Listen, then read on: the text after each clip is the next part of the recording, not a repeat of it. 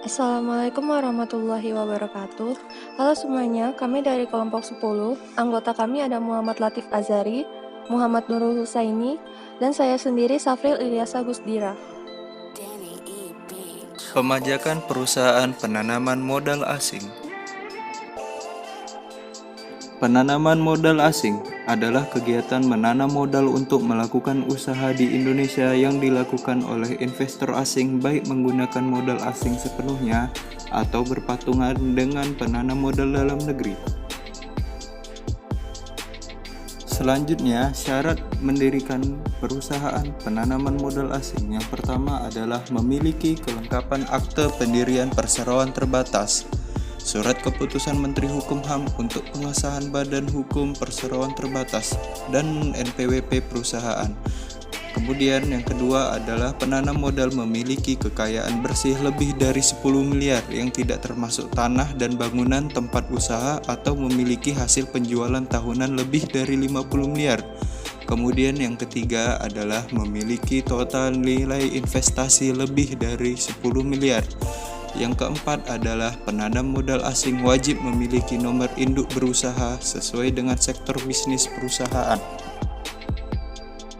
Selanjutnya adalah perbedaan penanam modal asing dan modal dalam negeri. Yang pertama adalah dilihat dari subjek penanaman modal. PMA mendapatkan modal dari warga negara asing, badan usaha asing, atau pemerintah asing yang melakukan penanaman modal di wilayah Indonesia. Sedangkan untuk penanam modal dalam negeri, modal didapat dari warga negara Indonesia, badan usaha Indonesia, negara Indonesia, atau daerah lain yang melakukan penanaman modal di wilayah Indonesia. Kemudian yang kedua adalah dilihat dari sektor bidang usaha. Pemerintah Indonesia tidak menutup penanam modal asing untuk melakukan investasinya di berbagai sektor bidang usaha, namun memberikan batasan-batasan tertentu seperti yang tertuang dalam Peraturan Presiden Republik Indonesia Nomor 44 Tahun 2016 tentang daftar bidang usaha yang tertutup dan bidang usaha yang terbuka dengan persyaratan di bidang penanaman modal. Kemudian yang terakhir adalah dilihat dari sektor ketenagakerjaan. Perusahaan PMA memiliki kewajiban untuk merekrut tenaga kerja Indonesia sebagai prioritasnya. Keberadaan PMA membuka lapangan kerja baru yang tentunya bermanfaat bagi warga negara tempat mereka mengembangkan bisnisnya. Dalam hal ini di Indonesia, PMA wajib untuk meningkatkan kompetensi tenaga kerjanya melalui berbagai pelatihan guna meningkatkan kemampuan karyawan yang bersangkutan.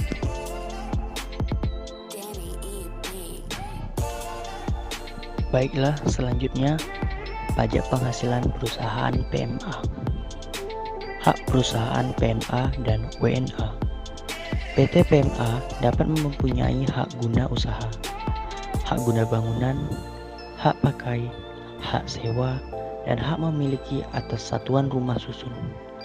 Sedangkan WNA hanya dapat mempunyai hak pakai, hak sewa, dan hak memiliki atas satuan rumah susun.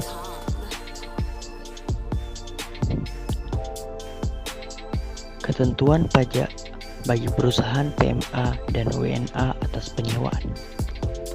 Adapun ketentuan pajak bagi PMA dan WNA atas penyewaan diatur dalam Undang-Undang Nomor 7 Tahun 1983 tentang pajak penghasilan.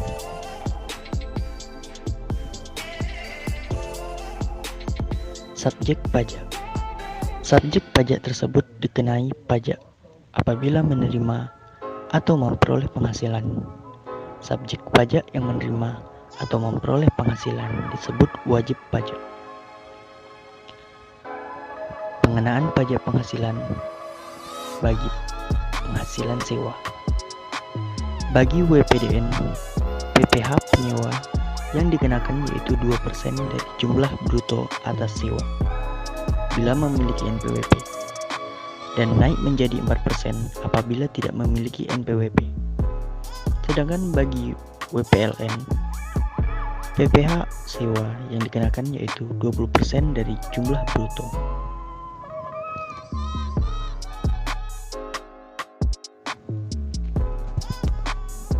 Kebijakan pajak untuk penanaman modal asing.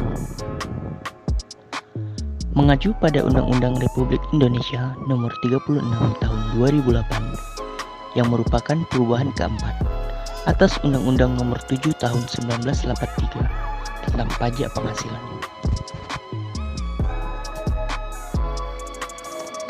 Fasilitas pajak bagi perusahaan penanaman modal asing.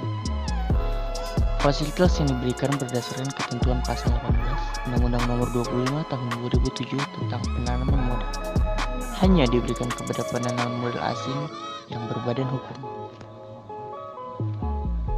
Tujuan diberikannya fasilitas adalah yang pertama, untuk mempercepat penyebaran investasi ke seluruh pelosok negeri, serta insentif atau fasilitas diberikan supaya ada percepatan dari sektor ekonomi.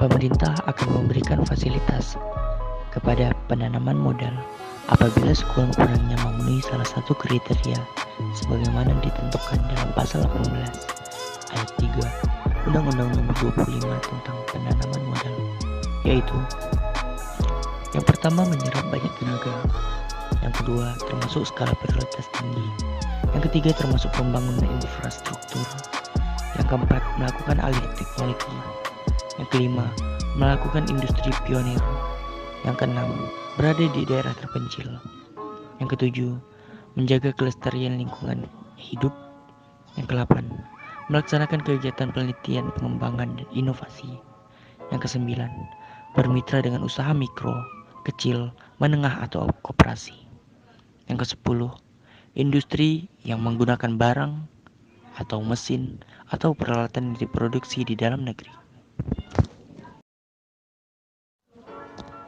Bentuk fasilitas penanaman modal menurut pasal 18 ayat 4 Undang-Undang Nomor 25 Tahun 2007 tentang penanaman modal. Yang pertama, PPH melalui pengurangan penghasilan neto sampai tingkat tertentu yang dilakukan dalam waktu tertentu.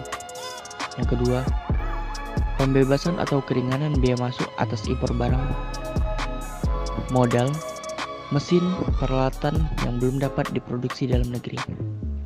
Yang ketiga, pembebasan atau keringanan biaya masuk bahan baku atau penolong untuk keperluan produksi dalam jangka waktu dan persyaratan tertentu. Yang keempat, pembebasan dan atau penangguhan PPN atas impor barang modal atau mesin atau peralatan untuk keperluan produksi yang belum diproduksi di dalam negeri selama jangka waktu tertentu. Yang kelima, penyusutan atau amortisasi yang dipercepat. Yang keenam, keringanan pajak bumi dan bangunan khususnya untuk bidang usaha tertentu pada wilayah tertentu. Sedangkan fasilitas pajak penghasilan sebagaimana dimaksud pada Peraturan Pemerintah Nomor 1 Tahun 2007 tentang fasilitas pajak penghasilan untuk penanaman modal di bidang-bidang usaha tertentu adalah yang pertama, pengurangan penghasilan neto sebesar 30% dari jumlah penanaman modal dibebankan selama 6 tahun, masing-masing sebesar 5% per tahun. Yang kedua, penyusutan dan amortisasi yang dipercepat, bisa dilihat pada tabel putih di samping ya teman-teman. Dan yang ketiga, pengenaan pajak penghasilan atas dividen yang dibayarkan kepada subjek pajak luar negeri sebesar 10%, atau tarif yang lebih rendah menurut persetujuan penghindaran pajak berganda yang berlaku. Yang keempat, kompensasi kerugian yang lebih lama tapi tidak lebih dari 10. Sebagai contoh, PT ABC melakukan penanaman modal sebesar 100 miliar rupiah berupa pembelian aktiva tetap berupa tanah, bangunan, dan mesin. Terhadap PT ABC dapat diberikan fasilitas pengurangan penghasilan neto atau investment allowance sebesar 5% dikali 100 miliar. Hasilnya yaitu 5 miliar setiap tahunnya selama 6 tahun yang dimulai sejak tahun pemberian fasilitas. Sekian presentasi dari kelompok 10, lebih dan kurangnya mohon dimaafkan. Wabillahi taufiq wal hidayah. Wassalamualaikum warahmatullahi wabarakatuh.